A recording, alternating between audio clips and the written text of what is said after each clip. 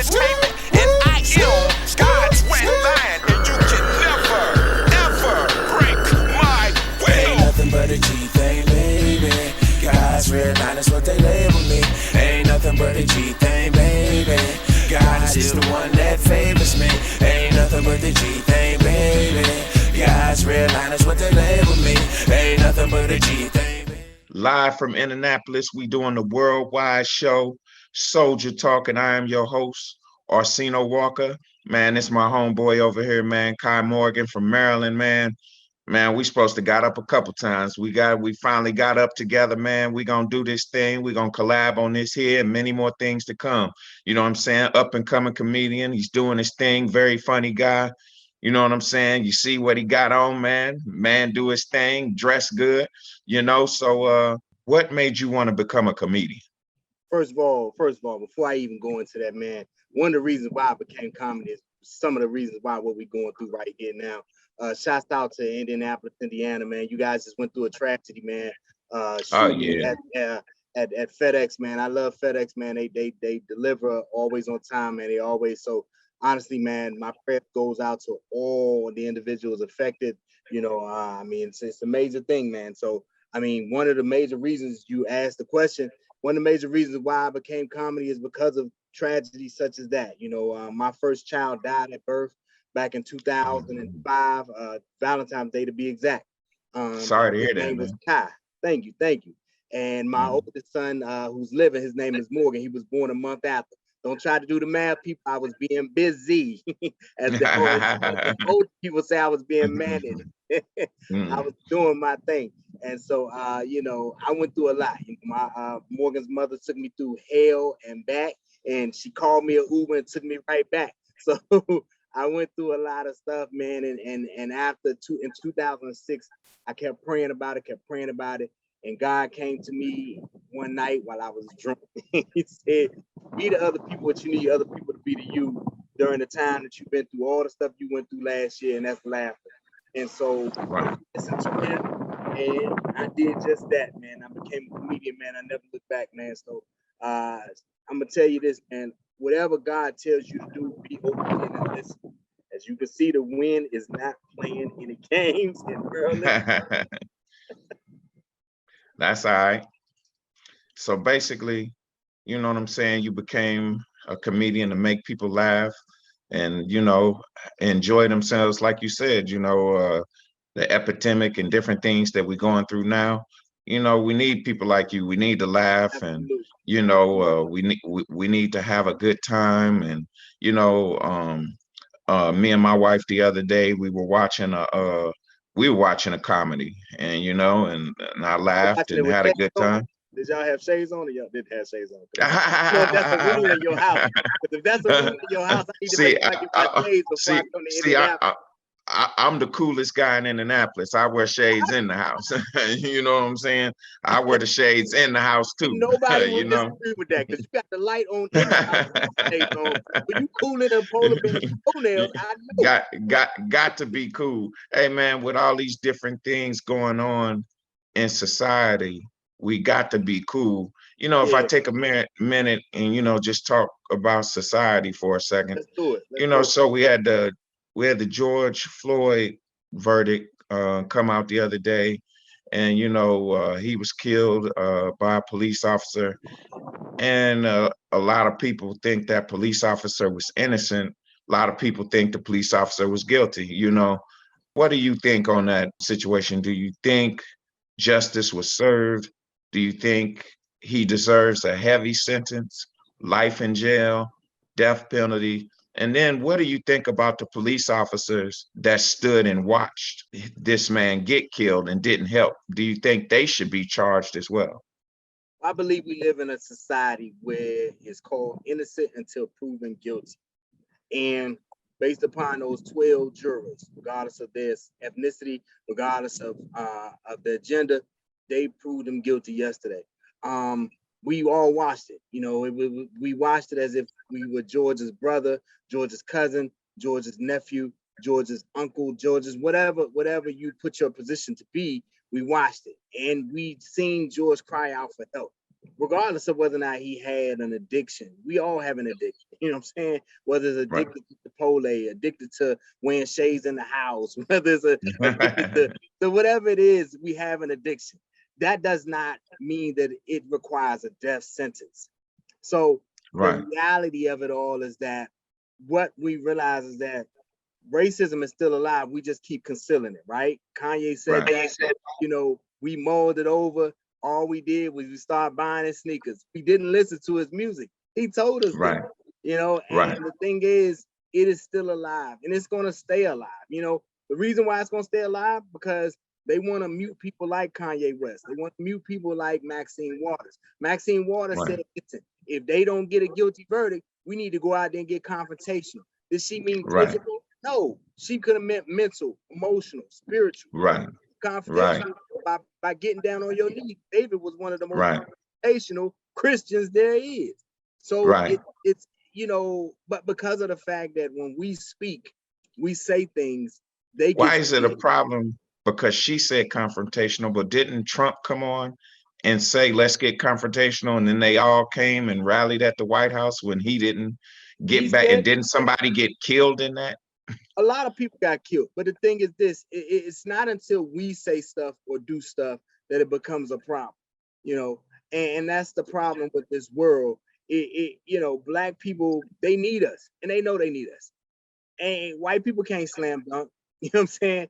White people can't run from end zone to end zone without a breathing treatment. You know what I'm saying? Right. You know, white people just learn how to play tennis. You know what I'm saying? Like, Right. you know, I mean, so the thing is they need us, you know. Right. And the thing is, it's like, and sad to say, we need them too. We need everybody. And so Right. in order for us to get along, we got, like Rodney King once said, why can't we all just get along? The Why thing can't we is, get along? what we watched with George Floyd was a modern day lynching. If that young lady did not have her cell phone, then ain't no telling how this case would have turned out. It would have been just another Right. black man dead in the street, and they wouldn't have even documented it. No different than the young Right. lady who lost her life yesterday while we were watching them triumph about the fact that George Floyd, the verdict was guilty. You know, 16-year-old girl got killed. The thing that Right. we have a problem with this is, you know, some and they've even brainwashed some of us black people to say, well, it's justifiable because she had a knife and she was almost about to cut another black girl. Well, guess Right. what? There was a white boy who shot several black people at a Black Lives Matter rally. He walked past the police with one of them I call it a what is it? Grand Theft Auto gun. Right. And nobody did nothing. They didn't even know he was the one that did the killing. And when they did capture him, he got the best treatment of his life. Why? Because of the Right. color of his skin. And it's not fair. It's not. Right. You know, my Right. melon shouldn't determine my fate. Absolutely. So my next question, is it innocent till proven guilty if you're white, but if you're black, is it guilty till proven innocent? Do they do it in the reverse? When you're black, you're like, does it seem like when black people go to trial, you're guilty and you're trying to prove your innocence instead of being innocent till proven guilty? I think honestly, the answer to that question is based upon your financial status. You know what I'm saying? If you are lower class, then it's your ass. Unfortunately, I fucking guess on you, but that's just the reality. If you're in the middle class and you got a little bit of coins and you just got your stimulus, then chances are you kind of innocent until proven guilty.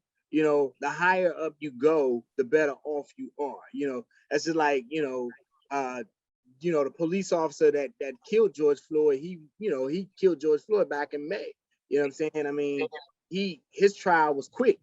R. Kelly, R. Kelly been locked up. We need R. Kelly come home so we can get a good verses. You know what I'm saying? So Right. Right. somebody, but the point is, money changes things. Money runs the world. You know what I'm saying? Right.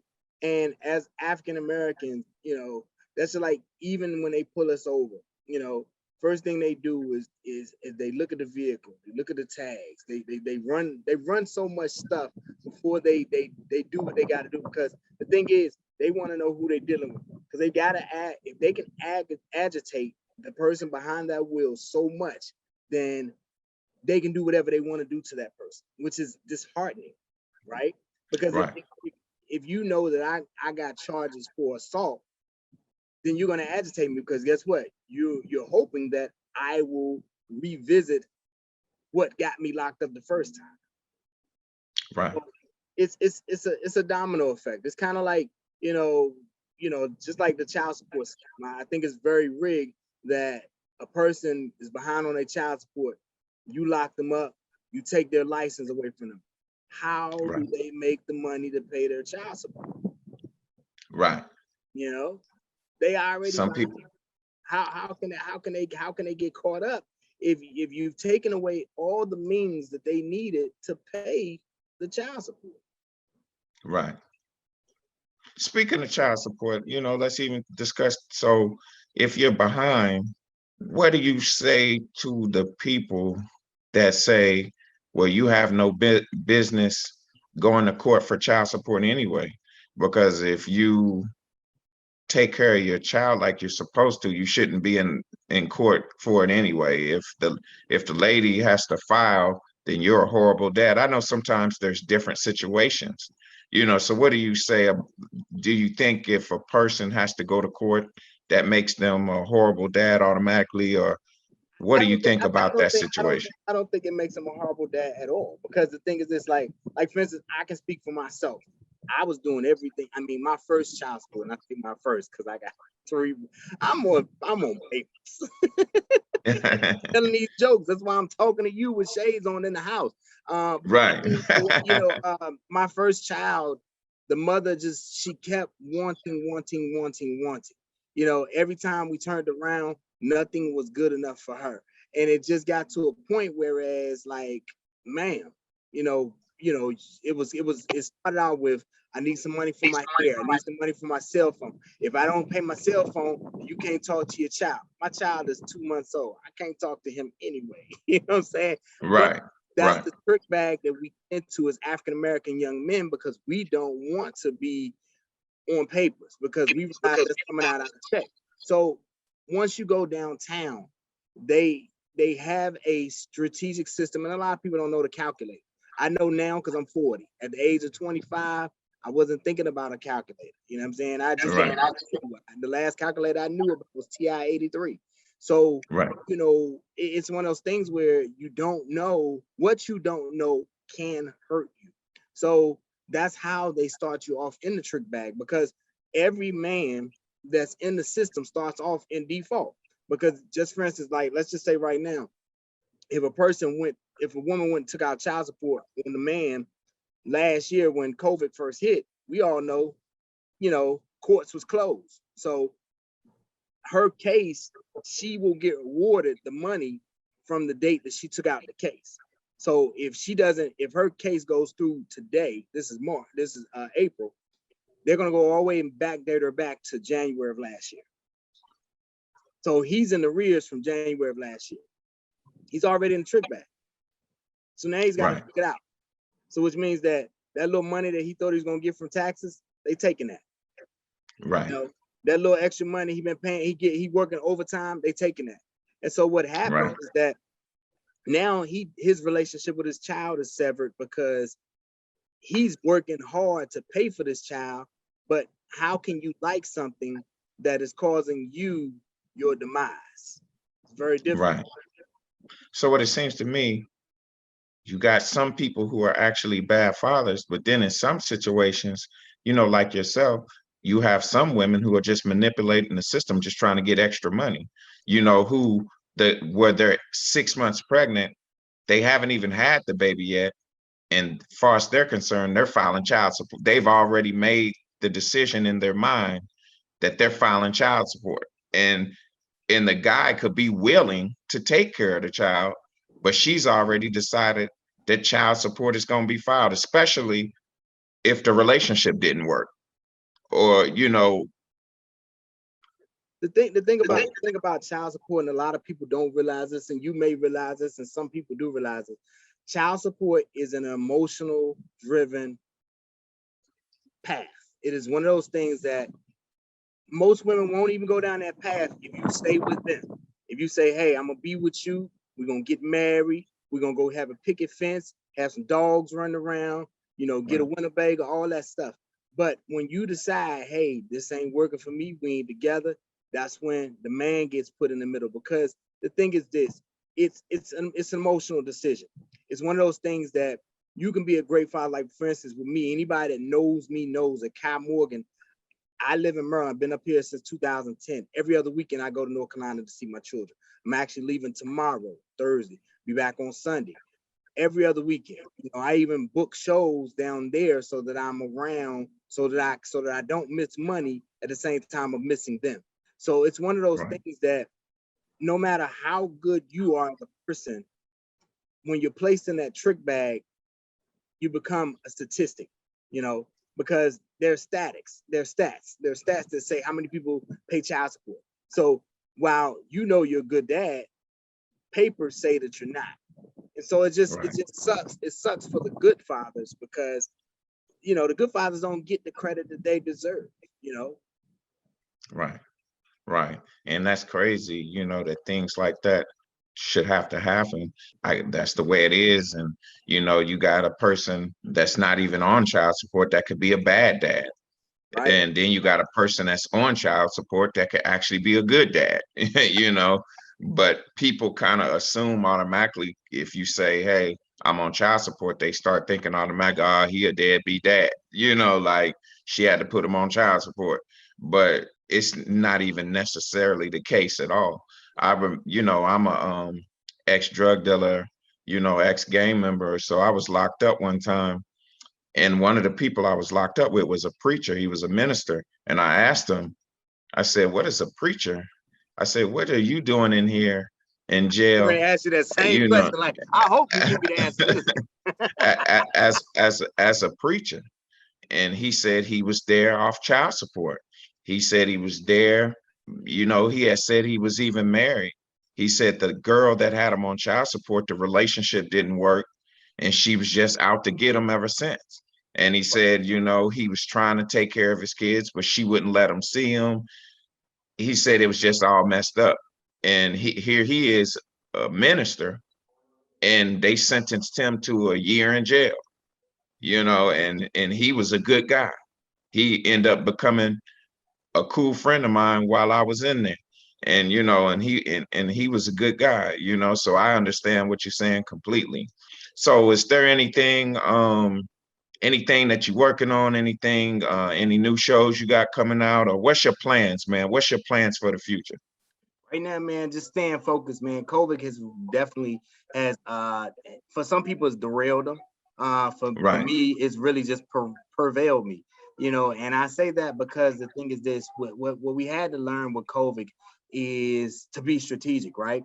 You know, some people got so used to, you know, A B C D E F G. You know, they didn't know how to deal with A F G R Z. You know, not living in alphabetical order, you know. So the thing is this, what it taught me was that at the end of the day, I got to be strategic. God has given us so many gifts. However, we haven't unwrapped all of them. You know what I'm saying? Some of the gifts are just sitting right there still under the tree, and we just playing with the ones that we were looking forward to. You know what I'm saying? Like Christmas morning, you look forward to the Nintendo. So your mama got clothes over there, the name brand clothes. She might have bought you some Gucci clothes, but you didn't go unwrap them because you were just so fascinated because you got the Nintendo, your homeboy got the Nintendo, and that's it. But now what happens is that you got the same thing as the person to the left, so now you're equals. But if you went and opened that other gift, you a step above. And so that's where I'm at now. You know, it's like, you know, comedy is one of those things that I realize is an entry-level position, right? It's one of those things that it got me into the game, but what's going to keep me in the game is the creativity that God gave. So, you know, I had the ability to be on Tyler Perry's Ruthless, which is a show that's on BET. It's actually aired. It started on BT Plus because it can get real nasty. My grandma can't even watch it. But now it's on BET when it's edited. So just really right now, just working on the acting. I wrote some things, some plays. So I'm trying to get that stuff out there, trying to focus on I just, of course, Were you in, is that a mini series, or were you in like an episode, or was that a minute? What exactly was that? It's a series. Yeah, it's a series. So Okay. I was in a couple of different episodes. They actually filming for series 3. And Okay. so he actually called me back down there. So we got to go back down Okay. there and do it again. So it's been a blessing just to be able to during COVID, to be able to continue to progress, because the thing is, so many people I had so many comics and different friends that I've, talked to, that I'm cool with, they're driving Uber. It was times they were selling Right. out stadiums. So Right. again, it's just when you drive a one lane road lifestyle, then when it comes to an end, it comes to an end. But you gotta It know how comes to to an switch end. lanes. You gotta know when you see those little dotted lines, that if a car is in front of you, go around that car. You good, you're safe. And So go ahead. go ahead. Cause you What got you're saying, man, makes so much sense to me. I do music, you know what I'm saying? And so I decided to do the show. Like, I was blessed with the talent of poetry and music, but then I have other gifts, the gift of speaking. So I decided to do the show and let the people in the community know what's going on, and the facts that they need to know, and different things like that. Like you said, you got to be able to handle your business in more than just one lane. You know what right. I'm saying? So I got the Walker Productions along with the God is Good records, you know what I'm saying? And then, believe it or not, I'm still working a regular job doing all this. You know what I'm saying? So, my dream is to quit that job though, Right. and just be able to do what I have my passion for. And that's what I'm doing now here with you. And, so, One thing I it, tell people all the time is that dreams don't finance themselves. They don't. You have to put the work in order for the work to come out. The stuff that we're doing right now, a lot of times people say, well, man, I don't see what's happening. It's like you got people, I know people, what I'm saying, that literally work out one day and say, man, I don't think it's working. Dog, you did 3 push-ups. You're not gonna see the results today. You ain't gonna see them tomorrow, but I guarantee you, next week you might see a little budge on your arm. You know what I'm saying? right. It's just the fact that the strong will survive, the weak will deprive, and And it's that's just real. a matter of just how much you want it. Just like you said, you mentioned yourself. You start out, used to be an ex-drug dealer. Used to be in the gang. I know my niece was in the gang. It was blood in, blood out. You know what I'm saying? She's still alive, so obviously she was able to get out. So the thing is, Right. then it's a basically, what I'm saying in a nutshell is that how you start is not always how you finish, if you don't mind rewriting the script. A lot of times Right. people don't want to rewrite the script. They just want to revise it, rewrite it. You know what I'm saying? Because the thing is that Right. rewrite it because you got a different audience now. The audience that you had Right. then were people who wanted to see you gang bang, that wanted to see you Right. sell dope. You know what I'm saying? Those people Right. no longer around, whether they dead, in jail, whatever the case may be. No different than me. My past, Jay-Z say all the time, my past ain't pretty. You know what I'm saying? The Right. thing is, I was that person who was not the best person, but now at the age of 40, I got a whole toddler that's grabbing my pants leg. I can't be Right. no thug at 40. You know what I'm saying? Oh man. Can't be Oh pistol with man. nobody at 40. Man, I'm 43 years old, man, and I'm doing all this stuff. I'm much better now than I was at 25. Right. And I just want to commend you for not giving up on your dreams, because a lot of people get to 35 and start getting around 40, and they feel like if it haven't happened by now, it's not going to happen. And some of the best things in my life are happening right now.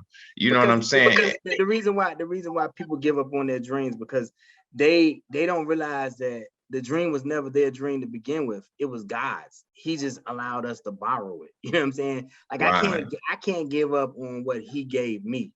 You know what I'm saying? Everything he's ever gave me, I've utilized. You know what I'm saying? Right. My gift of gab, the fact that I'm only, I tell people all the time, I'm 5 foot small. You know what I'm saying? Right. I utilize it to my advantage.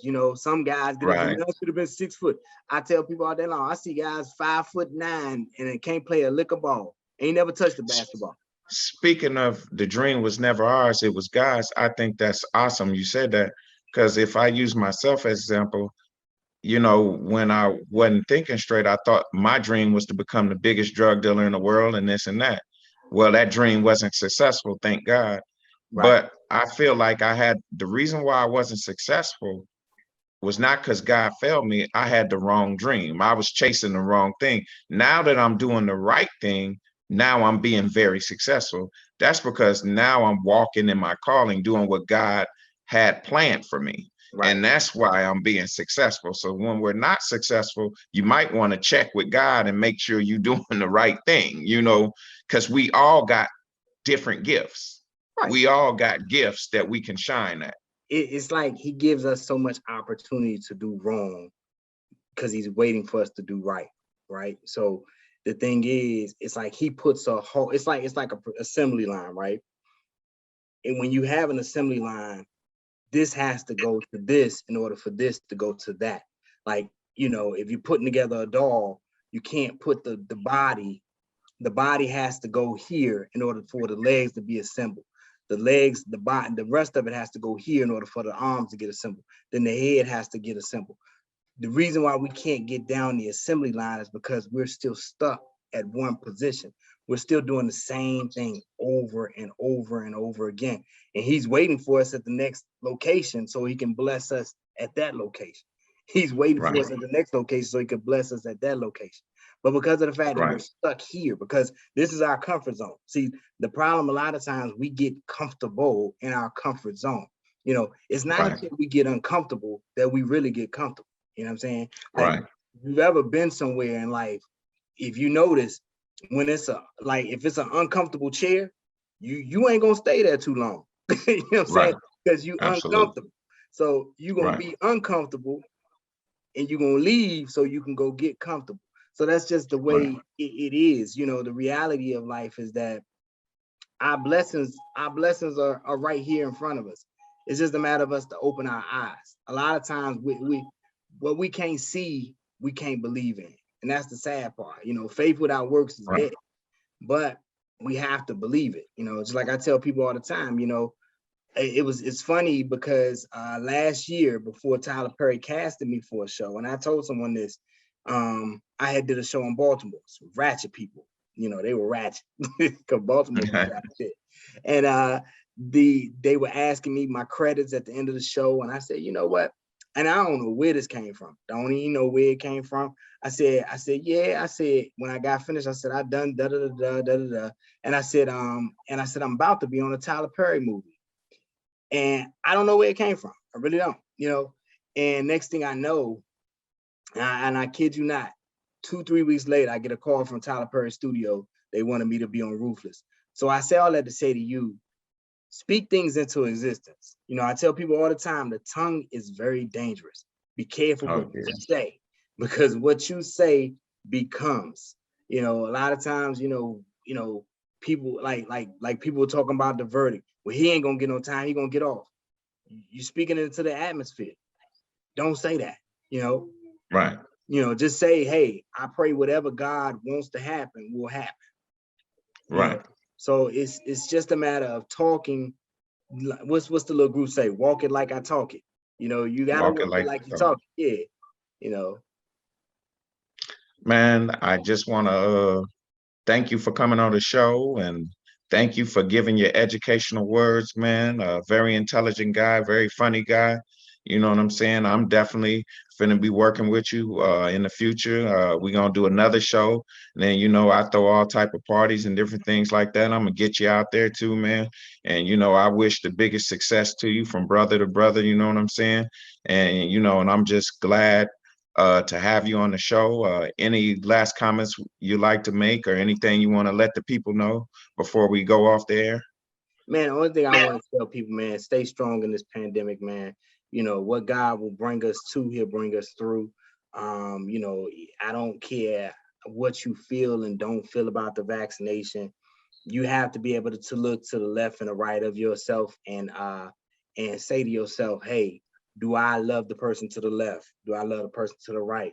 You have to be able to look in the mirror and say, do I love that person? If you love those individuals, then that should help you with your decision on whether or not to get the vaccination. I got it, you know, because of the fact that, like, at the end of the day, what do I have to lose? You know, I take BC headache powders when I have a drink or so. So I don't know what's in that BC headache powders. Hell, it look like the stuff you used to sell. So you know what I'm saying? Right, So, absolutely. so you know, the thing is, it's like we're in a pandemic. You know, we're in two pandemics. We're in a pandemic where we're being killed by something that we can't control, and we're being killed by people that are supposed to serve and protect us. But we'll get through this. You know, we'll get through it. You know, and one thing I've one of the slogans that I've always used my entire comedy career is laugh to forget, but don't forget to laugh. Despite whatever you're going through, don't forget to laugh. You know, it may make you look crazy as heck. You could get pulled over by the police, laugh. That police officer probably gonna look at you like you crazy. But at the end of the day, laugh, because when you laugh or when you smile, as you've seen me do a lot of times, it ain't because I got nice teeth.